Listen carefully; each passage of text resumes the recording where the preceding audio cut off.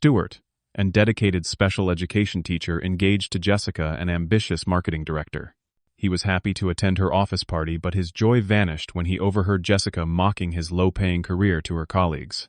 The pain cut deep, forcing Stuart to face a difficult decision. That moment redefined everything. Before we continue, let me know where you are watching from, and hit subscribe so you do not miss any stories about self-respect. I always knew my career choice would not make me rich, but the rewards were priceless in other ways. As a special education teacher, working with autistic children at the Bridgewater Learning Center, I found purpose that no amount of money could provide. Every small breakthrough with my students felt like winning $1 million. Like when Tommy, a nonverbal 8-year-old, finally said hello after 6 months of work together. The tears in his mother's eyes that day were worth more than any bonus check.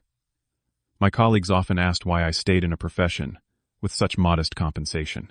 The answer was simple. Changing lives gave me satisfaction. No corporate job ever could. My small apartment and second-hand Honda might not impress anyone, but I slept well knowing I made a difference. That contentment extended to my personal life until I met Jessica. We crossed paths at Lighthouse Coffee, where I was preparing lesson plans one Sunday afternoon. She walked in wearing a designer dress that probably cost more than my monthly rent, but it was her confident smile that caught my attention. "That looks intense," she commented, noticing the spread of educational materials across my table. Her voice carried the polish of someone accustomed to boardrooms and presentations. Our conversation flowed easily. Jessica was everything. I was not assertive, ambitious, and successful in the corporate sense.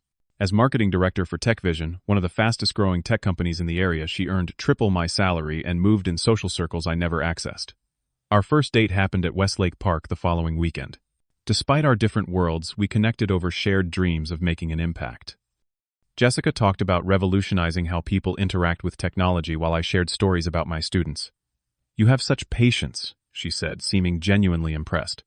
"I could never do what you do." I interpreted her words as admiration then. Over the next 18 months, our relationship blossomed. I fell in love with her drive and energy, the way she approached life like a challenge to conquer. When I proposed at Ariella's, the Italian restaurant where we celebrated our 6-month anniversary, her enthusiastic yes felt like winning the lottery. The engagement ring stretched my budget to breaking point, but seeing it shine on her finger made the financial sacrifice worthwhile. We began planning a future together, talking about neighborhoods, potential wedding venues, and eventually children. Looking back, there were warning signs I chose to ignore. Like when Jessica would suggest vacation destinations far beyond my price range, then seemed disappointed when I proposed more affordable alternatives. "We could go if you had a real job," she once joked, after I vetoed a weekend at a $500 per night resort. The comment stung, but I laughed it off as her teasing sense of humor, or how her eyes would glaze over whenever I shared victories from work. When Lizzie, a student with severe anxiety, finally participated in group activities, I came home bursting with pride. Jessica responded with a distracted, "That's nice," before changing the subject to an important client meeting she had scheduled. "Have you ever thought about going into school administration? At least the pay would be better," she suggested more than once. Each time I explained that I preferred working directly with children rather than handling paperwork and budgets. These moments accumulated like small paper cuts, barely noticeable individually but increasingly painful as a collection. Still, I remained committed to our relationship, believing our different perspectives complemented each other. When Jessica mentioned her company's annual gala, I knew it was important to her career.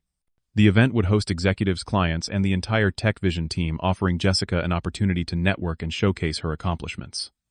She made it clear she wanted me there as her future husband. "James is considering me for promotion to senior director," she explained, referring to her boss. "Everyone is bringing their partners. This is my chance to show I can balance personal and professional life." I spent nearly 2 weeks' salary on a new suit, wanting to make her proud. The night of the party, I stood before our bathroom mirror, adjusting my tie, a bundle of nerves tightening my stomach. "You look handsome," Jessica assured me, stunning in her red cocktail dress. "Just remember to mention you work in education without getting into details. Keep conversations light and focus on asking people about themselves."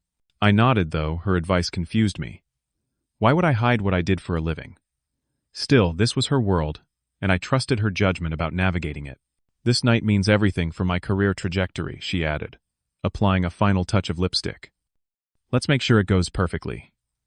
Little did I know how her definition of perfect would reveal the truth about our relationship.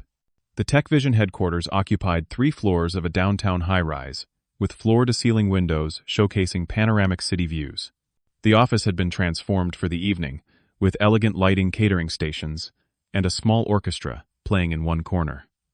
Everything screamed wealth and success.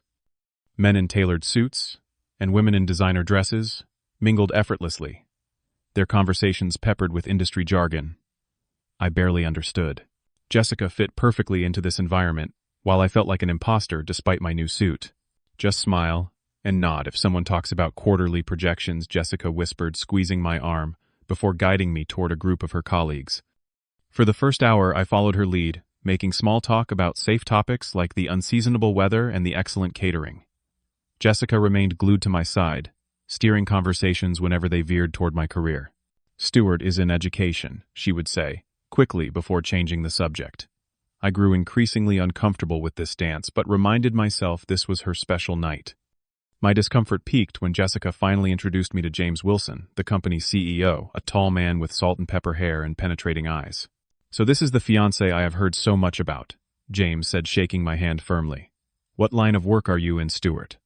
Before Jessica could interject with her practiced deflection, I answered honestly. "I teach special education focusing on children with autism. I help them develop social and life skills." To my surprise, James's eyes lit up with genuine interest. "That must be incredibly challenging and rewarding work. My nephew is on the spectrum, and his teachers have made such a difference in his life." Jessica looked surprised as James and I engaged in a detailed conversation about educational approaches for children with special needs. For the first time that evening, I felt comfortable and valued. "We need more people doing what you do," James said warmly. "It takes a special kind of person to choose that path." As James was called away to greet important clients, I noticed Jessica's tight smile. She excused herself to get another drink, and I decided to find the restroom feeling suddenly drained from the social performance. On my way back, I took a wrong turn in the unfamiliar office. Voices drifted from around a corner, and I recognized Jessica's distinctive laugh. I slowed my pace, not wanting to interrupt whatever conversation she was having. "Seriously though, I do not know how much longer I can keep up the supportive girlfriend act about his job," Jessica was saying to a group of women I recognized as her department colleagues. "Do you know what he makes annually? Less than our administrative assistants." My blood ran cold, as I froze in place just out of sight. "He spends all day babysitting special needs kids," she continued, her voice taking on a mocking tone I had never heard before. "Like, I appreciate the whole helping the less fortunate thing, but there is no ambition there. No drive to succeed." Laughter rippled through the group as my stomach twisted into knots. "So what is your plan?" asked a voice I recognized as belonging to Alice and Jessica's work friend. "You cannot marry someone with so little earning potential if you want the lifestyle you talk about." "Oh, I have it all figured out," Jessica replied confidently. "Once we are married, I will work on him to get a real job. School administration at minimum. My cousin's husband went from teacher to district superintendent in 5 years, and now they have a vacation home in Lake Tahoe." More laughter followed, along with sympathetic murmurs. "Poor Stuart has no idea," someone commented. "He probably thinks you admire his noble sacrifice." "I mean, the whole caring teacher thing was cute when we started dating," Jessica admitted. "It made him seem sensitive and different from the finance bros I usually date. But I am 30 next year. I need substance, not sentiment. You cannot raise children in this city on a teacher's salary." Each word felt like a physical blow. I stood paralyzed, trying to process the betrayal unfolding just feet away from me. My mind raced back through our relationship, re-examining moments I had previously misinterpreted. The time Jessica introduced me to her parents and quickly added, "But he has a master's degree," after mentioning my profession. The dinner parties where she subtly changed the subject whenever someone asked about my work. The brochures for MBA programs she kept leaving around our apartment. It all made horrible sense now. Jessica was not proud of me. She was embarrassed. She saw me as a project to fix, not a partner to respect. The woman I planned to marry believed my life's calling was something to ridicule behind my back. In that moment, something crystallized within me. I thought about my student Ryan, who struggled with severe anxiety but bravely faced his fears every day. "Being scared is okay," I had told him. "Letting fear stop you from doing what is right is not." My hands stopped shaking as clarity washed over me. I straightened my shoulders and stepped around the corner. The conversation halted abruptly as I appeared. 5 pairs of eyes widened in shock, and Jessica's wineglass froze halfway to her lips. The color drained from her face as she registered my presence and the hard expression I knew was etched across my features. "Stuart," she stammered, forcing a smile. "We were just talking about work stuff. How long have you been standing there?" The artificial brightness in her voice only deepened my resolve. The circle of women shifted uncomfortably, some finding sudden interest in their drinks, while others exchanged knowing glances. "Long enough," I replied, my voice steadier than I expected. "Long enough to hear what you really think about my career and our future." Jessica quickly handed her glass to Allison and stepped toward me, lowering her voice. "You misunderstood. We were just joking around. You know how office talk gets exaggerated. Was it an exaggeration when you called my work babysitting special needs kids?" I asked loud enough for the others to hear. "Or when you said you had a plan to get me into a real job after we get married?" Her face flushed as she realized there would be no easy escape from this confrontation. The surrounding conversations had quieted, as people became aware of the tension unfolding in our corner of the party. "Let's discuss this privately," Jessica hissed, gripping my arm and trying to steer me away from the growing audience. I gently removed her hand. "No. I think we should be honest with each other right here. The same way you were honest with your friends about me, when you thought I could not hear you." By now, James and several other executives had drifted closer, attracted by the unusual disruption to their polished event. Jessica's eyes darted around, calculating the professional damage unfolding. "Stuart, please," she whispered urgently. "You are making a scene." "I am not making a scene," I replied calmly. "I am standing up for myself, and the career I love. The career you apparently find embarrassing." I turned to address the small crowd that had gathered.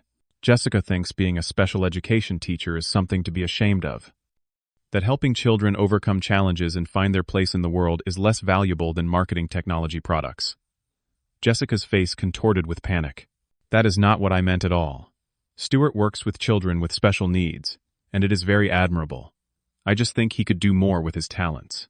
"More profitable things, you mean," I corrected. "Because to you, the measure of a career is the size of the paycheck, not the impact it has." I thought about Tommy speaking his first word after months of silence. About Lizzie finally joining a group activity without anxiety overwhelming her. About Ryan facing his fears one step at a time. "Let me tell you what my students taught me this year alone." I continued, my voice growing stronger. "They showed me that courage is not about avoiding struggles, but facing them head-on. They demonstrated that true worth comes from character, not credentials or bank accounts. And most importantly, they proved that respect must be earned through actions, not demanded through intimidation or manipulation." Jessica's expression shifted between anger and desperation as she realized she was losing control of the situation and her carefully cultivated professional image. "The children I teach face judgment and underestimation every day of their lives," I said. "I refuse to marry someone who perpetuates that kind of thinking. Someone who secretly plans to change me into something I have no desire to become." I reached into my pocket and pulled out the engagement ring that Jessica had removed earlier, complaining it might snag on her expensive dress. The diamond caught the light as I placed it on a nearby table. "I am worth more than you think, Jessica. Just not in the currency you value most." James Wilson stepped forward, his expression unreadable. "Jessica, perhaps you should take a moment to collect yourself. The Davenport clients are asking for you near the presentation area." The professional dismissal was clear. Jessica hesitated, looking between James and me, before straightening her shoulders and walking away, her heels clicking sharply against the floor. She did not look back. As I turned to leave, James touched my arm lightly. "For what it is worth," he said quietly, "my nephew's special education teacher changed his life. Some contributions cannot be measured in quarterly reports." I nodded unexpectedly, touched by the validation from this unexpected source. Without another word, I walked through the elegant office space toward the elevator, ignoring the curious stares and whispered comments that followed me. In the parking garage, I sat in my car for several minutes, hands gripping the steering wheel as the adrenaline drained from my system. My phone buzzed repeatedly with texts from Jessica, alternating between angry accusations and desperate pleas. I silenced it without reading the messages and started the engine. As I pulled onto the street, a strange mixture of grief and liberation washed over me. The future I had planned was gone, but so were the compromises I had not realized I was making. The drive home passed in a blur. Streetlights smeared like watercolors through my windshield as I blinked back tears that were more about relief than sadness. By the time I parked outside my apartment building, my phone showed 12 missed calls and 27 text messages from Jessica. I ignored them all and called Alex instead, my closest friend since college, who had expressed concerns about Jessica from the beginning. She said what Alex exclaimed, after I recounted the evening's events. Man, I knew she was image-conscious, but that is next-level manipulation. Are you okay? Surprisingly, yes, I answered, realizing it was true. It hurts, but it feels like lancing a wound that has been festering for months. I just wish I had seen it sooner. You saw it when it mattered, Alex replied. Some people never find the courage to walk away from relationships that diminish them. You did. That counts for something. After promising to meet for breakfast the next day, I blocked Jessica's number and social media accounts. The immediate severance felt necessary, like cutting away infected tissue to allow healing to begin. Sleep came fitfully that night, my dreams populated with fragments of Jessica's mocking laughter and the pitying looks of her colleagues. I woke before dawn, exhausted, but resolute. The following days brought an avalanche of questions from well-meaning friends and family members. My mother, who had been planning wedding details with increasing enthusiasm, was particularly devastated. But you seem so perfect together, she lamented over the phone. Are you sure this cannot be worked through? People say things they do not mean all the time. She meant every word, Mom, I explained gently. And even if she could take back what she said, she cannot take back who she is. We want fundamentally different things from life. My father, always more perceptive than he let on, offered simpler wisdom. Better to break an engagement than a marriage, son. Trust your gut on this one. At work, I threw myself into end-of-year assessments and individualized education plans. My students, with their uncanny ability to sense emotional shifts, responded with extra hugs and handmade cards. Mr. Stuart sad today? Asked Lizzie, placing a crayon drawing on my desk featuring a stick figure with a disproportionately large frown. Mr. Stuart was sad yesterday. I corrected, giving her a genuine smile. Today he is just tired. But your picture helps a lot. Jessica found ways to contact me despite the blocks. She sent emails to my work account, left voicemails through the school office, and even had flowers delivered to my classroom with notes begging for a conversation. I remained firm in my decision, responding only once with a brief email. Please respect that our relationship is over. Any further attempts to contact me will be ignored. My colleagues rallied around me with surprising ferocity, creating a protective barrier when Jessica appeared unannounced in the school parking lot one afternoon. Denise, our 60-year-old administrative assistant, who had survived 3 divorces, physically blocked Jessica from entering the building. Honey, when a man says it is over, pestering him just makes you look desperate, I overheard Denise telling her. Go find someone who wants what you are selling. 2 weeks after the fateful party, an unexpected email arrived in my inbox. The sender was James Wilson, Jessica's boss, with the subject line, a proposition. Assuming it was some misguided attempt at reconciliation, orchestrated by Jessica, I almost deleted it unread. Curiosity won out. Mr. Anders, the email began formally. Our brief conversation at the Tech Vision event left a strong impression. I have been meaning to reach out on a personal matter. My son Simon is 14 and on the autism spectrum. He struggles with traditional education environments, and we have had difficulty finding appropriate support. I wondered if you might be willing to meet for coffee to discuss potential resources or approaches. This is completely separate from any professional relationship you may have had with my employees. Respectfully, James Wilson. The message surprised me on multiple levels. I had no idea James had a son with autism, and the humble tone contrasted sharply with his commanding presence at the party. After careful consideration, I agreed to meet him that weekend at a quiet cafe near my apartment. James arrived in casual clothes rather than his executive suit, looking more like a concerned father than a CEO. After ordering coffee, he got straight to the point. Simon is brilliant with computers, but cannot tolerate traditional classrooms. The noise, the social expectations, the unpredictability all overwhelm him. We have tried 3 different schools in the past 2 years. As he described Simon's challenges, I recognized patterns I had seen in many of my students. I suggested several approaches, recommended books and support groups, and mentioned a summer program specifically designed for teens with similar profiles. You speak about this with such clarity and compassion, James commented. It is obvious why you chose this field. It chose me in many ways, I replied. My younger brother has ADHD and dyslexia. Watching him struggle while teachers labeled him as lazy or disruptive shaped my perspective early on. Our conversation extended far beyond the planned 30 minutes. As we were preparing to leave, James hesitated, then addressed the elephant in the room. About Jessica, he began awkwardly. I want to apologize for what happened at our event. That behavior does not reflect our company's values. You have nothing to apologize for, I assured him. If anything, your reaction that night showed integrity.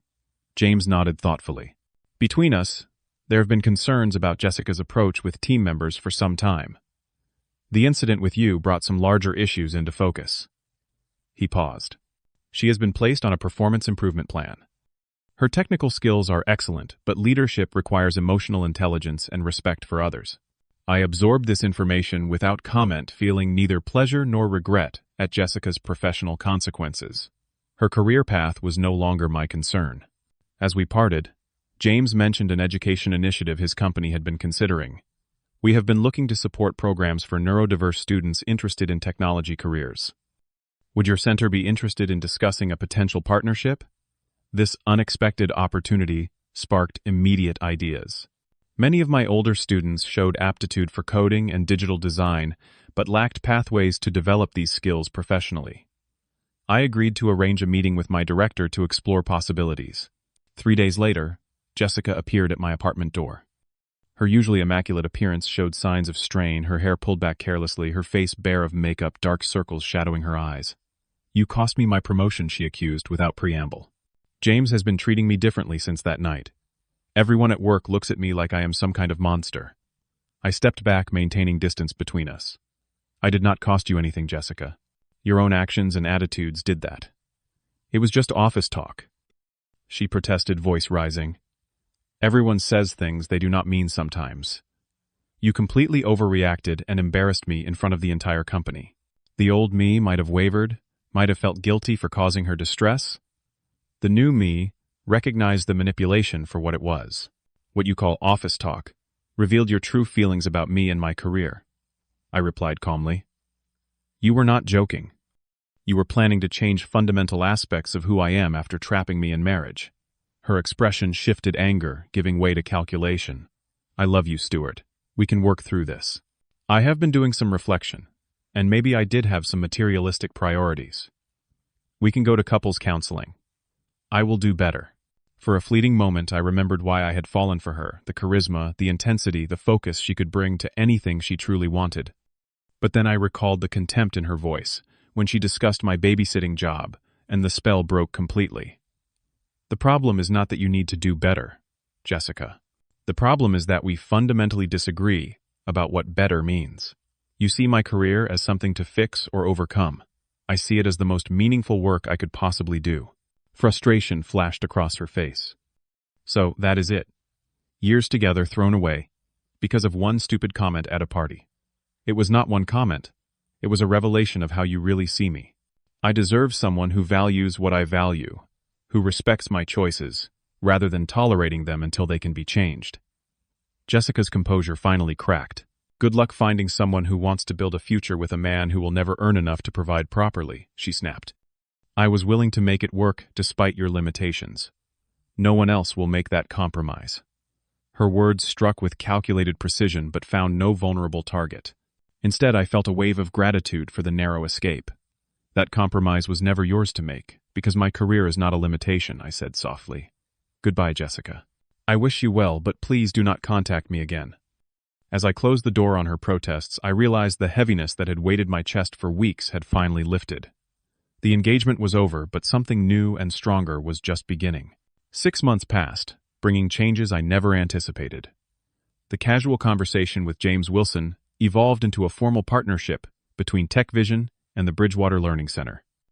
Our pilot program, Code Bridges, introduced adapted programming courses for students with diverse learning needs.